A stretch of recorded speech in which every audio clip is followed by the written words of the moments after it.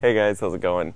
We are out in the garden early to try to beat the heat. Another Q&A for this week. It was a good week. It was a very mellow week at the end of the week. It feels like the event that we went to for Janie happened like a lifetime ago already. It's been some long days. Now we're trying to get out in the garden early, which early is not my forte. So it's getting there. We're acclimating to early mornings. It was a good week though. It was a lot of fun.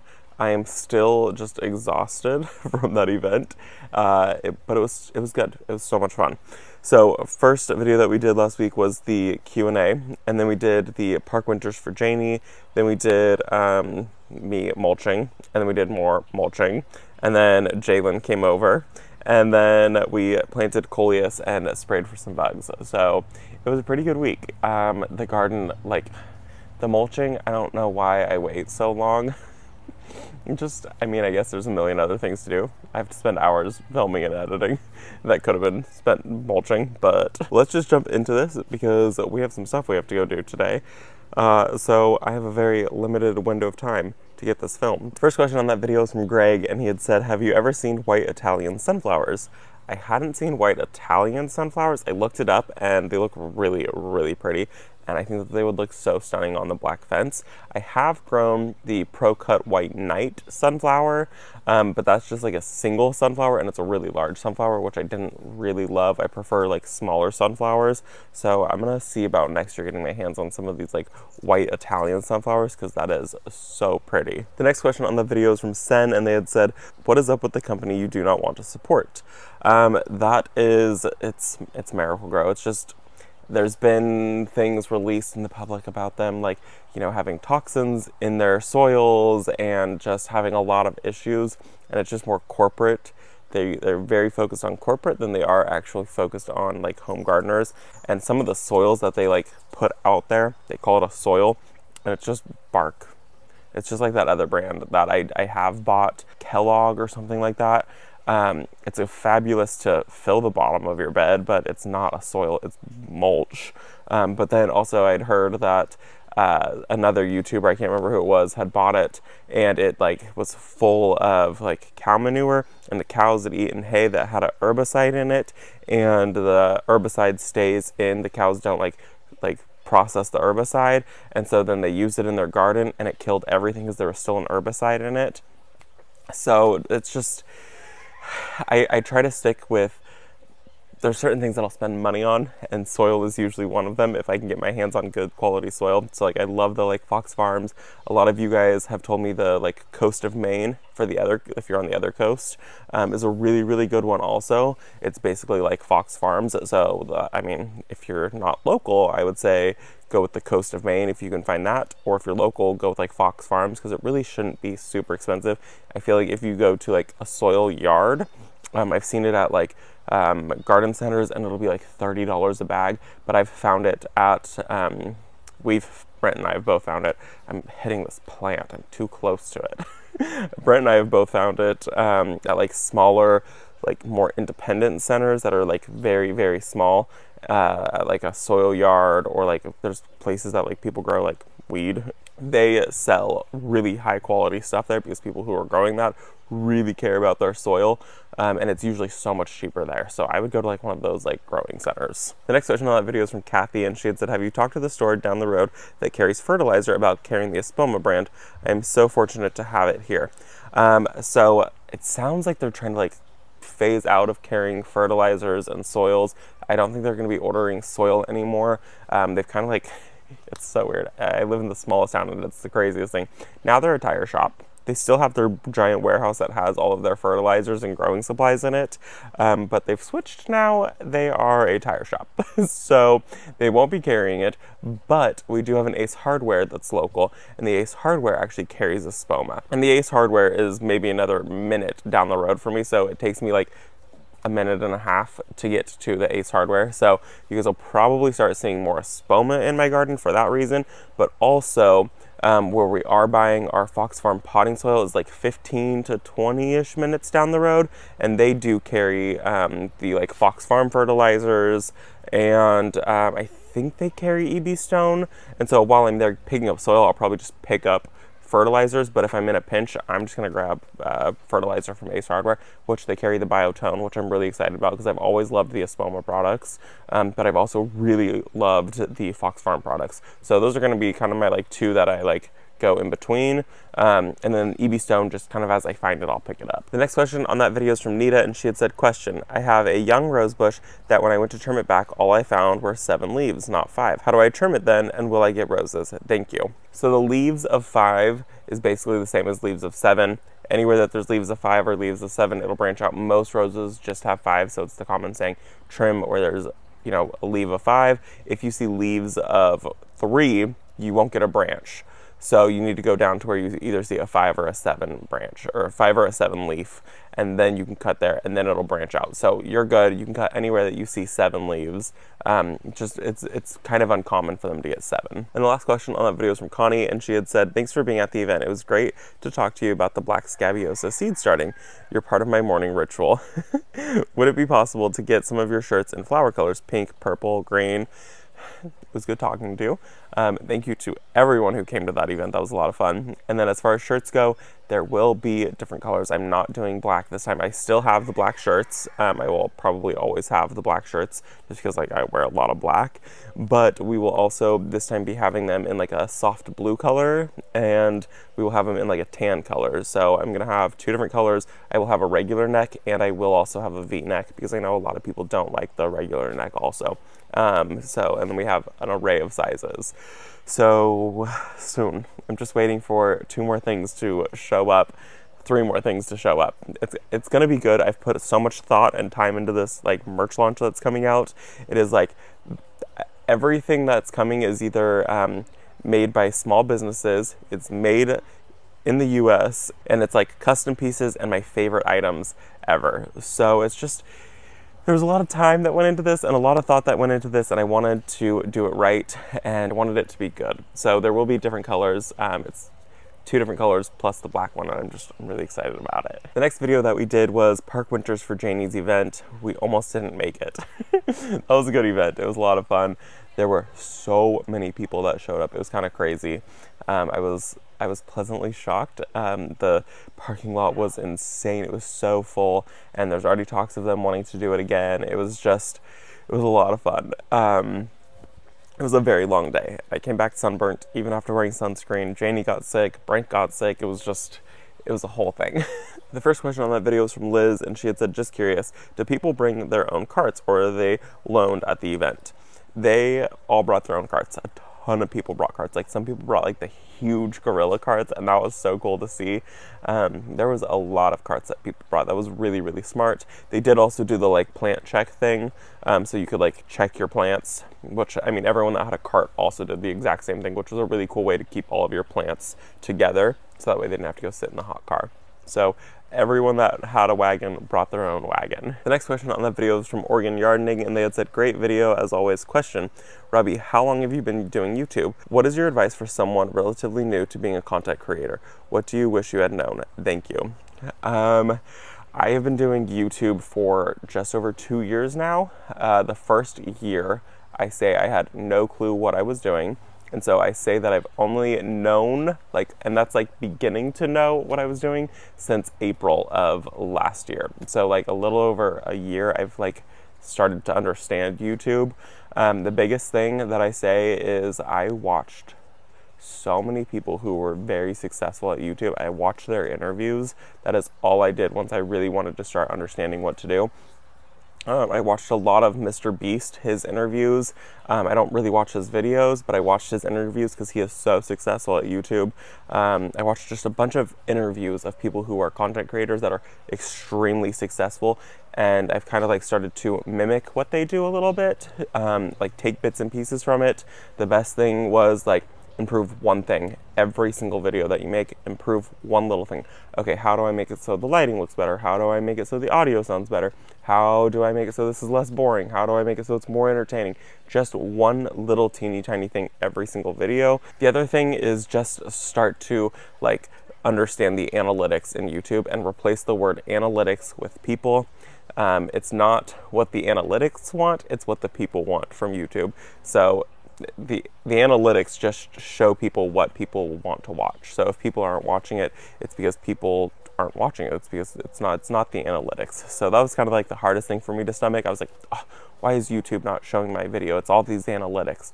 It wasn't. It was just people didn't want to watch that video. And that was the hardest thing for me to stomach, was everyone who films their own content thinks that their content is the best. And it took some like looking at myself saying, okay, my content isn't the best. How do I improve it? So that's just it. Just constantly try to improve. And the last question on that video is from Teresa, and she had said, it looks like everyone had a great time. Since Janie made you speak in public, does that mean you will be making her speak in a live video? I would love to make her do a live video. She does not want to do it. I don't know why.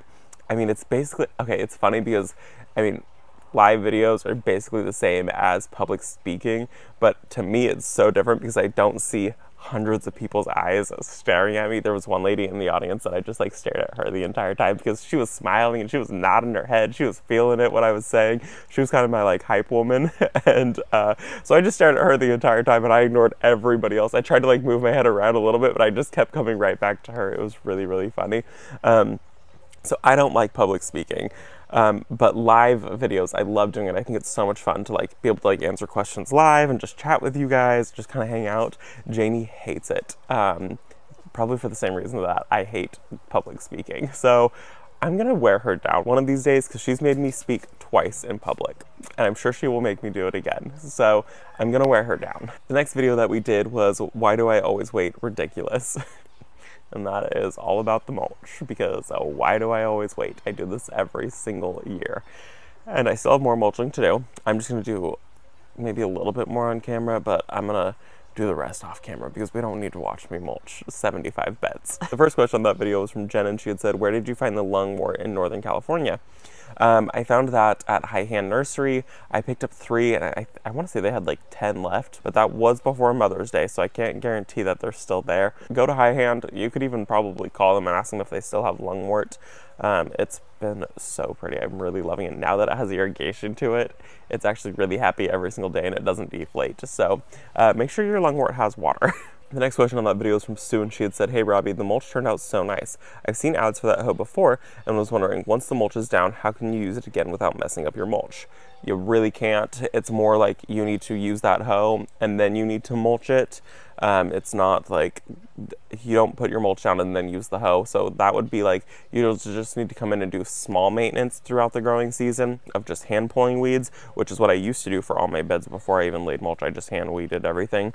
So this is like, you got to do it beforehand and then you mulch your beds. And there really hasn't been much of anything that's popped up. I'm looking over there. There's maybe just a couple like small weeds that have popped up. So that'll take me like less than 2 minutes to weed that bed now. The next question on that video was from Paula, and she had said, what is that piece of the tool called? It is called a stirrup hoe or a hula hoe. I was going to link one off of Amazon, but all of the ones that I saw on Amazon had like a metal handle, and I looked at the reviews and it looks like people had used it a couple times and then the handle had bent. So I would just go to like Ace Hardware or Home Depot and I would pick one up from one of those places that has a like wooden handle or a fiberglass handle. I probably wouldn't pick one up that has like an aluminum handle because I was definitely putting a lot of pressure on it, and so I could see it bending really easy. So just go to one of the big box stores and find one that way. The next question on that video is from ER Philcox, and they had said, Robbie, have you ever thought about getting bulk mulch delivered? I find it very convenient, cheaper, and you don't have all those plastic bags polluting the environment.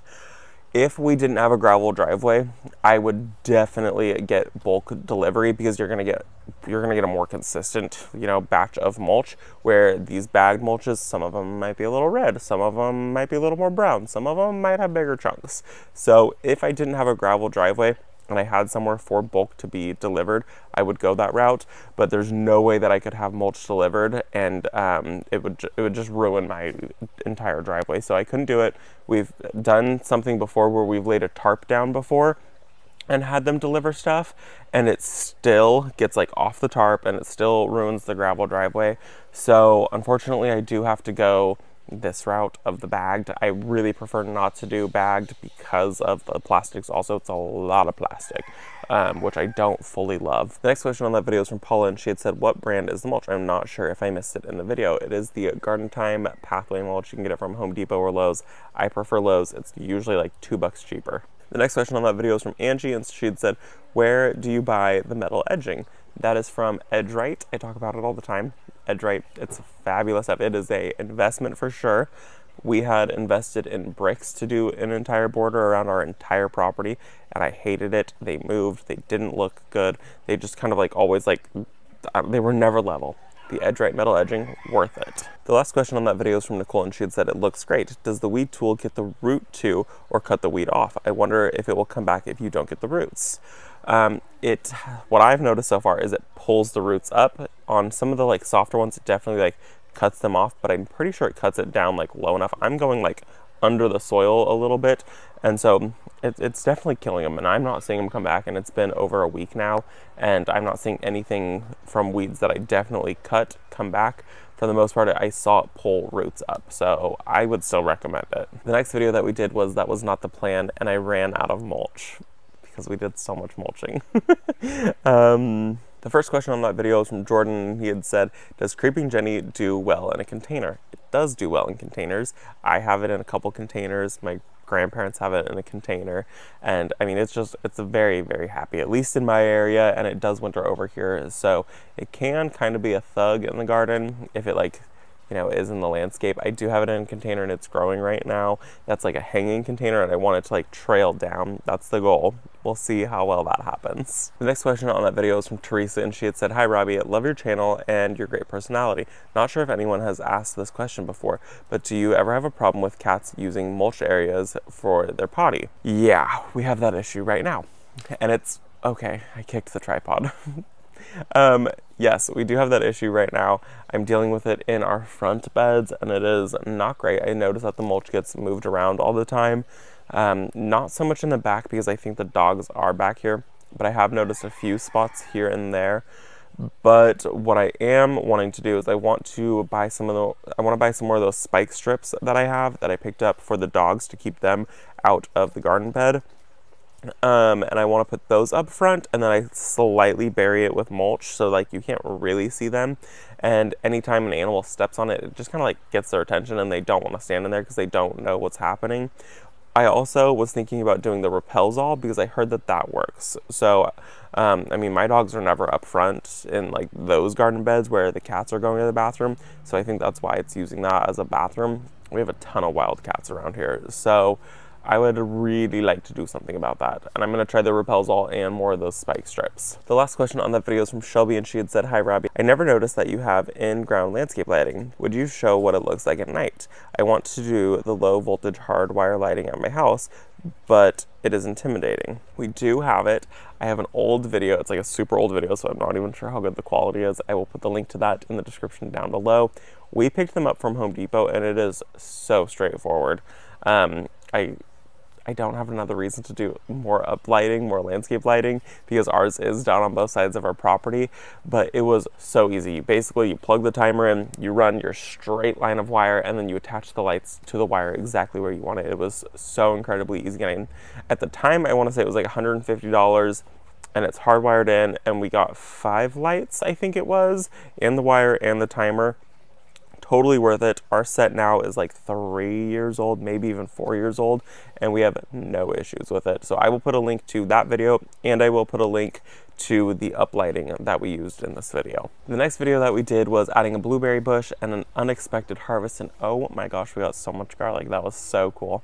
And like a decent haul of potatoes from that one container. Well, I mean, I wasn't mad at it. Those potatoes that I had even put in that container were from potatoes that I had in the cabinet at our house that had already started to sprout. So they weren't even like seed potatoes. So I was pleasantly surprised with the harvest that I got. The first question on that video was from Shelby, and she had said, OMG, how cute. Your mannerisms are so similar and you look just like each other. Those garlic are huge. Does Jaelyn garden at home? we, everyone says that we're basically the exact same person. All of our mannerisms, the way we talk, the way we eat, everything. We're the exact same person. It's really funny if you see us in person. The same person. It's crazy. And now Jaelyn does not garden at home. She enjoys gardening when she's here, but where they live, they have like deer, and then they have 2 dogs that are like outside all the time. They'll destroy everything, and they have red dirt clay up there, so it's really hard to garden up that way. So she doesn't garden up there. I think my stepdad is like was trying to garden for a while, but the like animals just totally destroy everything up that way. So I think he kind of like gave up. He has a rose garden, and that's about it. The next question on that video is from Katie, and she had said, love the pot you chose for your blueberry. Does this variety not need a pollinator friend? I have a blueberry that didn't produce until I added some additional blueberry plants. That variety doesn't need a pollinator. It is self-pollinating. You will get a larger harvest if you add a second one in, but this one is self-fertile, so you'll get a pretty decent, size of blueberries from just one single plant, which is really nice. The next question on that video is from Terry, and she had said, great harvest. Question, how do you store your garlic and potatoes after it is cured? If our root cellar was proper root cellar and we didn't get like random mice that showed up down there, we would store them down there because it is dark and cool. So you do want to store potatoes and garlic in a dark, cool place until you're ready to use them. Our garlic that I know we're going to use immediately, I do a braid and then I hang it on the wall and then we use it immediately. The other garlic kind of goes into a cabinet in a dark area that stays a little bit cooler. And same with the potatoes, they go in a dark, cool area. Those potatoes we'll end up using before anything even happens to them anyway, so it doesn't really matter. It wasn't like a ton of potatoes. And then if I do notice that the garlic starts to sprout in the cabinet or anything like that, which it might start sprouting in like a couple months time, then I go ahead and I just process the garlic and I make little cubes and I freeze it. I did a video last winter because that's what I needed to do, because my garlic only lasted I think like 6 months in the cabinet before it started to like sprout. So then I just go through and I just process it, like mince it, and then put it in freezer and parchment paper, and it's really nice because then you just go to the freezer and you just grab a little cube of garlic, which I do have a video on that. I will try to link that one down below also. The last question on that video is from Sue, and she had said, hi Robbie, I don't know much about irrigation because I don't need it where I garden. Oh, that sounds magical, but it sounds like 2 gallons per hour is like a flood for a pot that looks like maybe 3 gallons. Won't you be washing out the nutrients of that soil? Our irrigation goes off for 15 minutes and I put a 2 gallon per hour, which means that it's going to get a half a gallon of water every time that our irrigation goes on, which is not a whole lot of water.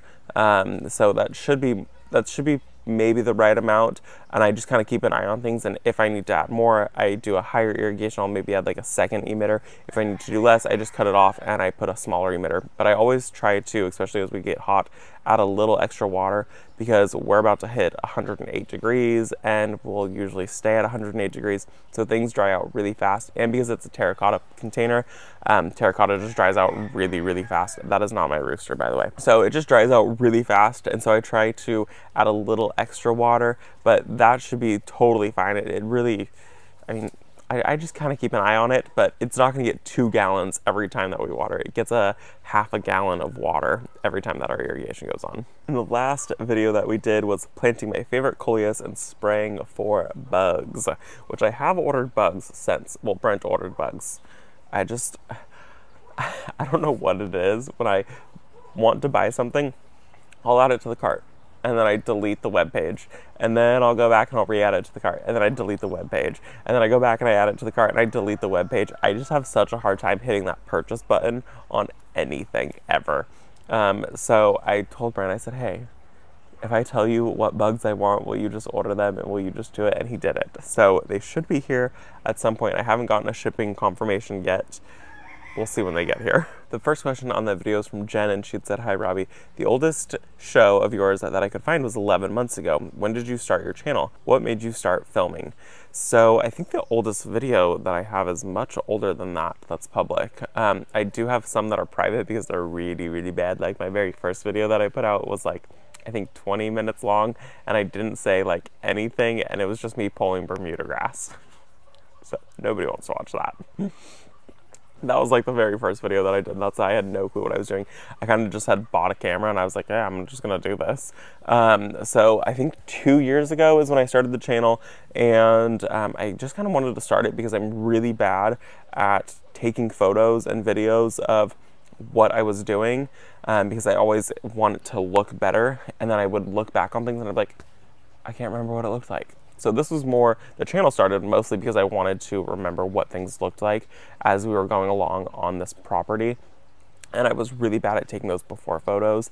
And so this was kind of my way to hold myself accountable of take that before photo, get a video, and then in a year we can see how far we've progressed and what we've done on this property. And so that's kind of how it started. And then it just kind of like evolved into what it is now, which is super crazy to me. It's so much fun, but that's kind of how it started out. I think you can go onto YouTube and you can search by like most popular, and you can search by oldest video. So there's two like tabs, and there should be ones that are like well older than that. And we're not gonna judge me on how wonderful the quality was. This is when I was filming on like a DSLR camera because that's what I thought that I absolutely needed, and it was not it. So oldest video is actually 3 years old, which is crazy. And it's a peaceful end of May garden tour. And then after that it's 2 years, and it was a salvia, and then a forest pansy redbud, which ended up dying, and then a July garden tour. And they were like, so from May to July, there were 4 videos that were out. So that shows you how I was like doing with YouTube. So that's why I also say that I didn't do YouTube until a year ago, because that's when I started like actually putting real energy into it. The next question on that video is from Dorothy, and she had said, "Dear Robbie," I love that. I need everyone to say "Dear Robbie." That was really sweet. "Dear Robbie, your garden is so very beautiful, and as always, Freya adds that extra touch of charm and magic. My question is, do you ever consider wearing gloves when handling pesticide? Our skin is absorbent, and I concern myself with things like that." Yes, I really, really need to just, I'm not gonna go today. I'm gonna tell Brent today, because this is how it'll happen. I'm gonna tell Brent today, order gloves, please order goggles, and order a respiratory mask, because I need to not be stupid about these things, and I need to wear these PPE things, especially if I am like influencing people to use pesticides, herbicides. I need to do it properly, and I need to show the proper way to do these things. And I kind of went off and on with even showing these clips because I didn't want people to like not use PPE. So I tried to say in the video, like, use PPE. Like, so yes, PPE needs to happen. I should be doing it. I will be doing it. I am going to hold myself accountable, and I'm not going to show any more pesticide, herbicides on this channel until I can properly do it, and until I can properly show you guys how to do it, because it's just irresponsible of me at this point to not be doing that. It's stupid that I'm not wearing it. The next question on that video was from A Bearing, and they had said, "Did you poke a few holes in the coleus planted in the plastic for drainage?" Yes, and I don't know why that didn't make it into the video. I did poke a few holes in the bottom of the plastic, so it does drain. There's no concern about that. It's not going to just sit in water. The next question on that video is from Stacy, and she had said, "Robbie, have you ever thought about using an auger to do larger drifts? There's a lot of sizes and different prices and different types, but would take so much less time to do multiple holes and then throw your fertilizer in and pop the plants." I do have an auger. I really love using it. I just have a lot of things that come in really large containers, and when you need a larger auger, you need a much more powerful drill, and some of those, like, to get a good quality auger, it's a couple $100, and then the drill is also a couple $100, so I'd be in like 500 bucks. And so it's just not worth it. I do have like a very small one that I bought from Home Depot that was kind of like a cheap one. I have a power planter one that was a good one. It's a very small power planter one, which is perfect for like popping bulbs in the ground. But I don't know, I mean, I have that spearhead shovel that I really, really like to use. It just kind of makes small little holes. The auger does fling dirt everywhere, so after you mulch beds, you have to make sure that, I mean, you can't really use an auger, it's kind of hard.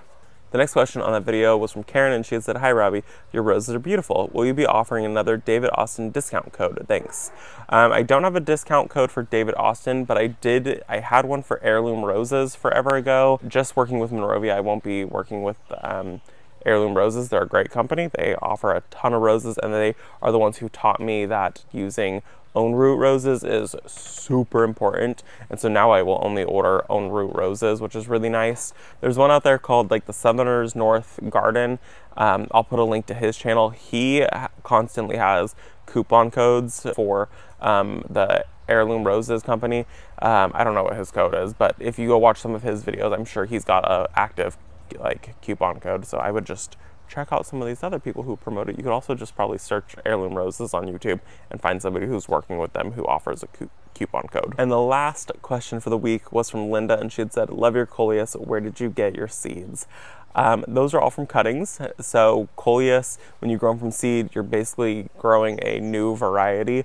And so the coleus seeds, I don't ever really do coleus seeds, but cuttings works absolutely beautifully. You just propagate them in some water, or you can do soil propagation. I had bought one wasabi, I think like 2 years ago, and I've just continued to like take cuttings over the winter time, and we just put it on a windowsill in a like glass container, and you usually get roots really quickly.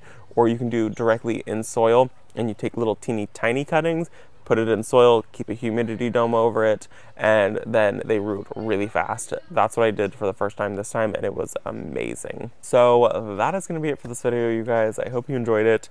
Super easy Q&A. I'm gonna go inside now because we have some stuff that we have to get done today, and I will see you all tomorrow for tomorrow's video, which should be a good one. There's some stuff that is really exciting happening. Some things took a couple days to get it done. But it's a good week. It's a very like some cool things are happening, and then a lot of just kind of like mellow garden happening, and I'm just excited to just be in the garden and have it be mellow and being able to do what I want to do in my garden. It's gonna be a good week. I hope you guys enjoyed the video, and I will see you all in the next one. Bye guys.